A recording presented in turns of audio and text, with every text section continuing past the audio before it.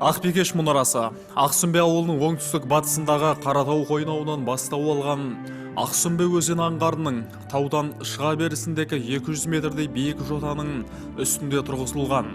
Мұнараның іргетасы текше тастармен қаланып, жоғарғы жағы толығымен қам кезекпен өріліп шыққан. Мұнараның солтүстік шығысында төбесіне шығатын есігі бар.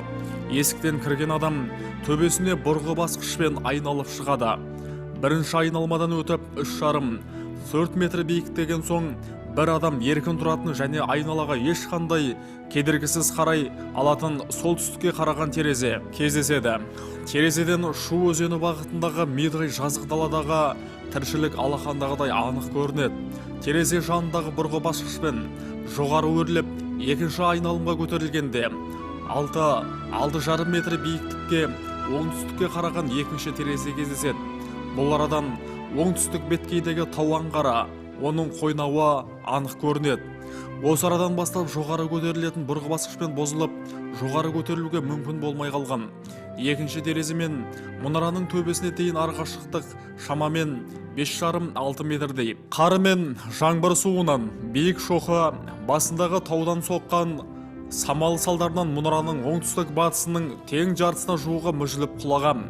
Мұнара арасынан ірі қиыршық тастармен толтырып жасаған іргеліктің үстіне шеке кірпішпен тұрғызылған.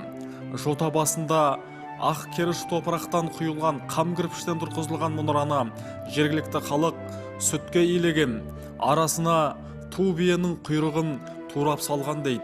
Пішімі жұмыр. 12 ғасырда салынған деген дерек бар. Қазіргі тұрғандағы мұнара биіктігі 12 метрдей. Жалпы іргетасының диаметрі 14 метр болса, бүгінде қалғаны 9 метр. Мұнара басында тып-тынық күннің өзінде жел қатты есіп тұрады. Мұнара орналасқан төбенің етегінде ескі бекініс жайдың орындары сақталған.